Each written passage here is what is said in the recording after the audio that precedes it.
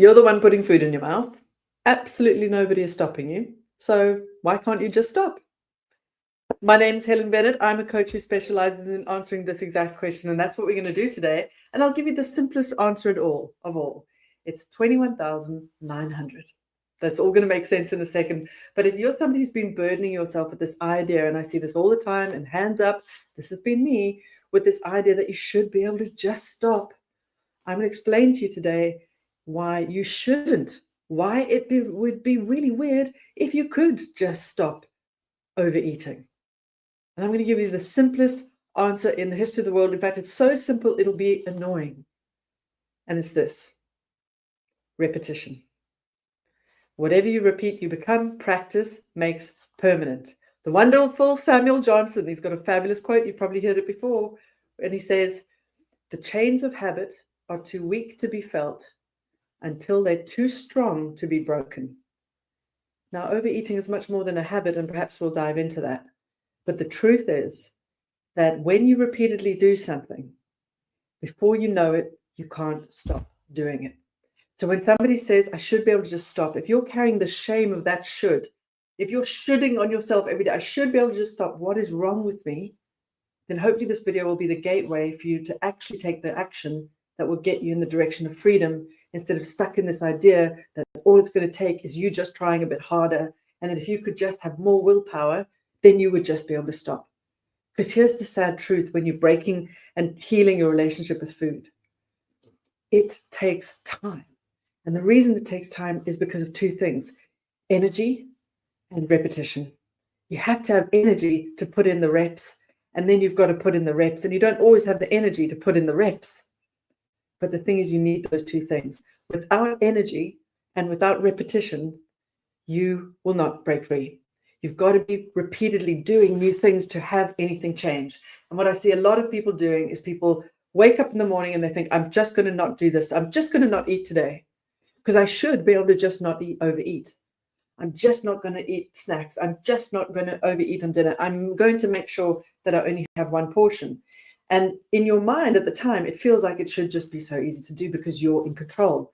But here's the thing, you're not. There are huge subconscious forces, and we've dived into this in other videos, that are driving the bus here oftentimes. And when you're tired at the end of the day, those subconscious forces are taking over. And even if you're not tired, if it's an emotional response to something and food's meeting a need, then you can be sure that's going to win. A bit like breathing will always win. You can should yourself until the cows come home. I should be able to not breathe, but you will be gasping for breath before long. So why 21,900? A few years ago, I was running a program, much like the one I do now. By the way, I run a program called Food Freedom Foundations, and you can find it at school.com, school.com Food Freedom, where we teach all the skills that you need to repeatedly do to change your relationship with food, to heal your relationship with food, so that you can be somebody who just eats when you're hungry and stops when you're full and merrily goes on your day in between.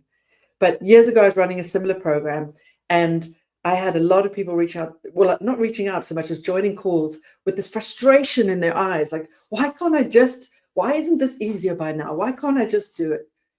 And one day I pulled out my calculator and I did a calculation.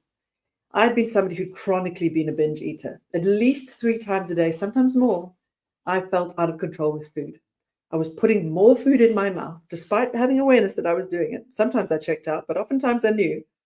And I was putting that food in my mouth, and it felt out of control. At least 3 times a day. Sometimes it felt like from the very first meal, I was going overboard. Then I'd have to restrict. Then I'd have to exercise.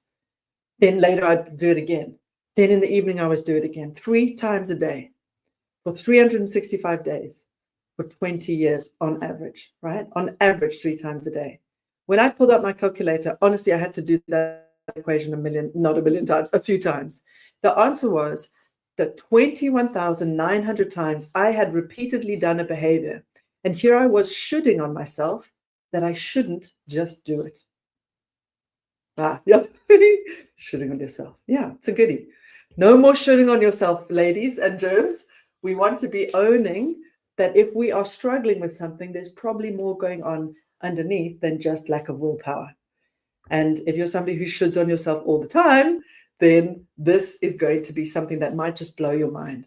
Because what I'm going to say to you is that if you have been struggling to stop losing control with food. That is expected. It's not meant to be any other way. If you've done anything 21,900 times, it ain't going away overnight. Because the minute you're not being focused and the minute you go a little bit offline, or the minute something deep comes up for you, you might activate that same program. And here's the thing with overeating that makes this particularly difficult. So the simple answer is repetition, baby. It could be anything. You'd struggle to stop doing it if you've done it that many times, that many reps. But now here's the extra add-on, the little secret sauce on top. When you're eating, oftentimes it's pain relief medication, or it's giving yourself a break. We're speaking about this a lot. Or it's meeting a deeper need, etc., etc. That's what we do in the program. That's what we talk about. So you can identify what is driving the overeating and heal it by doing more than just thinking that you should be able to not do it anymore. We've got to give you practical new things to repeat, to change.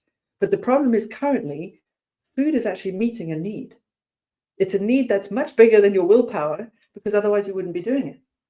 It's a need that has been encoded repeatedly again and again through repetition, that you're being driven to do. And here's the shtick on the other side of that behavior of eating. There's relief, or numbing, or pleasure, and sometimes pain, something that we're looking for. But mostly we're moving away from pain towards pleasure. That's what our incredible nervous system, our incredible brain is designed to do. Your brain is not broken. You are not broken. Your brain worked out very early, probably, if you're somebody who struggled with this for a long time. Like, for me, it started around about 16. But your brain worked out super early that it could take you away from pain towards escape, pleasure, numbing, relief through a behavior. And because that feeling of pleasure on the other side is what we're wired to seek, it laid down this other little cleverness. It laid down something called dopamine. Now, dopamine gets a very bad rep out there. And actually, it's an incredible molecule. It's the molecule that motivates you to do the thing that gets you out of pain and into pleasure. And the whole premise of the work that we do in the Food Freedom Foundation's program is help you do new things and lay down dopamine in order to do the new things, so that freedom is the addiction. So that freedom is the repetition that eventually brings a compulsion, a kind of a change that you can't break. The good news is you can break the chains of both habit and addictive behaviors, and that an addictive behavior is something that you do to escape pain, right? It's not the substance that's the problem. It's the thing that brought pain relief. And you can break those chains. Very challenging. It takes a lot of time and a lot of repetition. But you should be struggling until you're not. And what we do is we repeatedly do new things, and we put a bunch of pleasure down on the other side, even if they're hard. Even if what is helping you break free of food can be challenging at times, you can reward yourself with the pleasurable feeling of pride and joy and excitement. And when you do that, your brain goes, oh, there was pain and there was pleasure, and let me put down some dopamine so that she does more of that behavior. And before you know it, the next thing, you can walk into that same shopping center where you automatically used to just grab all the snacks and head home. And before you know it, you're walking around that shopping center without even thinking about grabbing all the snacks. Or you can drive straight past. We were talking about this in a group call yesterday. These are the small wins that we're looking for along the road. But here's the thing. You're not just going to stop overnight. And I know you want that. I know you want nothing more than to just be able to stop the madness, particularly because you feel in some ways responsible for that behavior. And what I'm here to say is you are and you aren't responsible. You're certainly responsible for how to break free. That is for sure. But it is your very clever brain saving you, taking you out of pain and into pleasure that got you here, and that had you doing your repetitions. Please don't pull out your calculator and work it out, because you might get a bit shocked, and I don't want you to feel even more shame, because I was horrified when I worked out how many repetitions I had done of the very behavior I thought I should just be able to stop. But the mechanisms at play that have got you stuck, the chains that have, come to bind you to this behavior, can be changed through a lot of work and repetition and focus and energy and time into the chains of freedom. And that's awesome, because, freedom isn't chains. I'm getting all my metaphors mixed up. Roll with me, people. It's Wednesday and I'm passionate. But I think you understand what I'm saying. So the next time you hear yourself shaming yourself for not being there yet, for not being all the way, for not for this not feeling easy today. If you're having a bad week with food and you've just slipped back after doing so well, instead of thinking, I shouldn't be here or I should be doing better, let's stop shoulding on ourselves. Let's relieve ourselves of the shame and say, actually, it's completely appropriate that after multiple repetitions of this behavior that I did to escape pain, to create safety for myself, whatever the reasons are, it's understandable that I should be struggling with this. That's an appropriate use of the word should. Of course, you should be struggling to break free of those compulsions. Of course, you should be struggling to change the behaviors. Of course, this should be challenging. The same way learning a new language is hard. Nobody can just speak Spanish overnight if they've never heard it before. And the language of food freedom is something that takes time and energy and practice. Because when we work on truly healing what the real problem is, because it's not your willpower, it's not because you're lazy, it's usually because there's 5 core things that are driving you to overeat. And when we work all of those consistently and we repeatedly do new things, then freedom gets easier and easier and more automatic until that becomes autopilot. But it takes time, a lot of time in the saddle. It's not an overnight job. So let's drop the should and instead let's say, it is completely understandable that I've just struggled again. Now, what can I do next? What do I need to do now that I recognize that that last repetition didn't go the way I would have liked it to? And the other thing I want to say is, if you've had a couple of wins this week where, you drove past that petrol station where you used to roar in at 3 a.m. and buy all the snacks, and you didn't even think about it again. Or if you, went to a restaurant and you were able to order your favorite thing without even doing the calorie calculation, celebrate. A lot of people feel that, but other people can do this. It's so easy for them. I shouldn't find this hard. Bollocks. Of course, you should find it hard because you've always done it. But if you've just done something new and it feels like freedom, then you celebrate, because we want to put so much pleasure on the other side of these new behaviors that your brain starts rooting you in that direction. When you understand the biology or the neurochemistry that got you in trouble, you can use the exact same principles to get out. That's what I love about this work. It's not what's broken inside you. It's the thing that was working for you that just happened to lead you out of a very painful situation into a better one that now has long-term consequences. And we've got to do the work of healing that original pain and rooting you in the direction of health, happiness, and freedom, so that your new behaviors don't have such negative consequences. And the thing about this work, it's not just, I've got to go on a meal plan. There's mental reframing that needs to be done. There's emotional release and regulation that needs to be done. There's boundary setting that needs to be done. Not for everybody, but I bet you'll have some pieces in there. That's not easy stuff. And you're not going to learn it overnight. So if you've even been working the program, or you're somebody new who's just come into this channel and you've been telling yourself a story that you needed to do it differently, we're going to change that story today to go, actually, of course, this is hard. And now, let me take a deep breath. Let's learn what I need to learn from that last little experience. Let me know what it is I want to try and do differently next time. And let it please be a skill that's actually going to get you in the direction of freedom, not just try harder.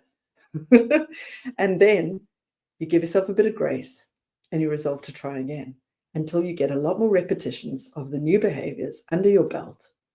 And freedom will become, it is inevitable, it is guaranteed that freedom becomes your norm. Repetition is the mother of skill. Practice doesn't make perfect, but it does make permanent. Reps, reps, reps. You will not need 21,900 repetitions to be free of the new behaviors. You won't need nearly as many. Trust me, I wasn't trapped in those compulsions. It didn't take 21,000 to get me trapped. I was probably trapped after the first 1,000. It takes a lot less work than you can imagine to start breaking free, but you've got to stick with it. And you're going to have to give yourself so much grace on the days where you feel like you've slipped back. Because oftentimes these thoughts that you're not doing well enough can have you slip back even further. Because then you shame yourself, you feel guilty, you feel awful, you feel despondent, and you spend another week stuck in the muck instead of taking a deep breath, acknowledging this was going to be hard, and taking the next step forward. Ah, lovely. Yeah, reward yourself with pride, lovely one. It's very hard to do when we're conditioned to feel that this should be different.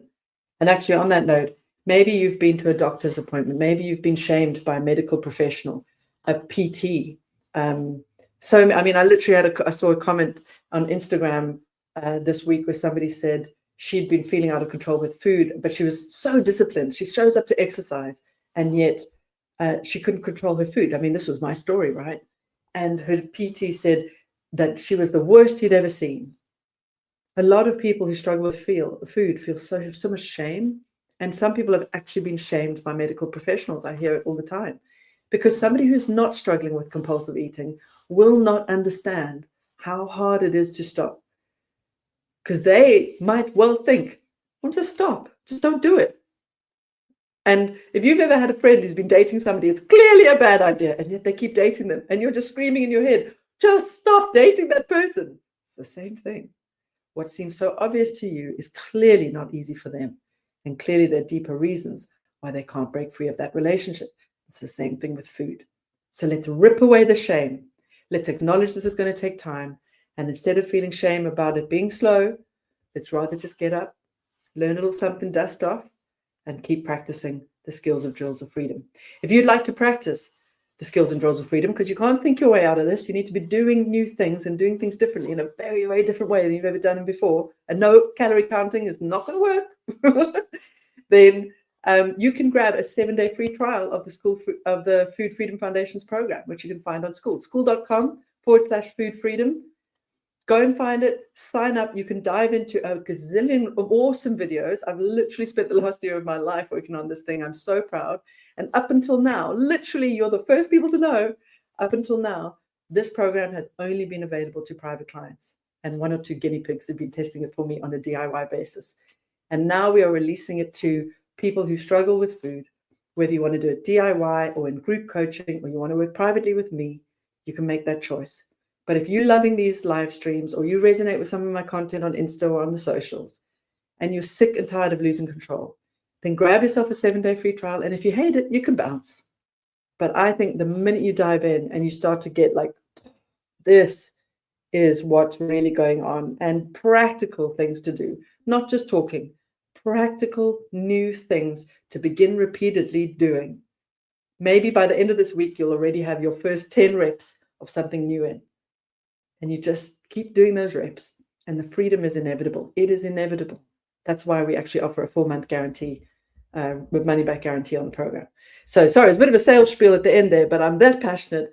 So if you love this stuff, go to school.com/food freedom and jump in for 7 days.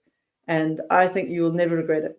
All right, you can watch all the videos and download the workbook if you want. If that helps you get free, I'm happy. I'm a happy woman. But hopefully you'll stick around and hang out with the Food Freedom crew and let us support you along this journey, because it's a challenging one. 21,900 was my number of reps. Any wonder it was such a shit fight to break out of those compulsions, right? But you can do it a lot faster than I did. I had to do a lot of bumpy learning along the way. But I did have many wonderful coaches, etc., to help. All right, lovelies, thank you so much for joining me today. So lovely to see a few viewers live streaming with me. If you love these lives, or even if you don't, they are happening now on Mondays. So every second Monday, starting on, I think it's December the 2nd or something like that. We're moving the live at lunch to Monday, and we'll be coming at you every fortnight. And in between that, you're welcome to get onto foodfreedomfoundations.com and join the newsletter and shout out to us. But what I'd rather you did is sign up for a 7-day free trial and start actually putting into practice the things that we talk about on YouTube. Because as I think it was Darren Hardy said, I'm not here to entertain you, although I do enjoy it. I'm here to help you get results. So let's help you get results. And maybe in 2 weeks' time, you'll have a whole lot of reps under your belt. Thanks, everybody, for joining. Of course, as always, if you ever have questions, you can pop them in the chat. And if you found this live valuable today, if you're getting as excited and pumped as I am about breaking free, then please like the video or share it with a friend, so that people out there who are suffering and blaming themselves can find this content and begin to get the resources they need to get the help they need. Because Lord knows I needed a lot of help along the way. And I'm very grateful to all the many people that I got help from. So if this has helped you, please do what you can, like, subscribe, the drill, so that we can find other people who are struggling as well. All right, lovelies, have a beautiful Wednesday. Thanks for listening, and I will see you on Monday, whatever it is, beginning of December. Awesome, guys. Have a good one. Chat to you soon.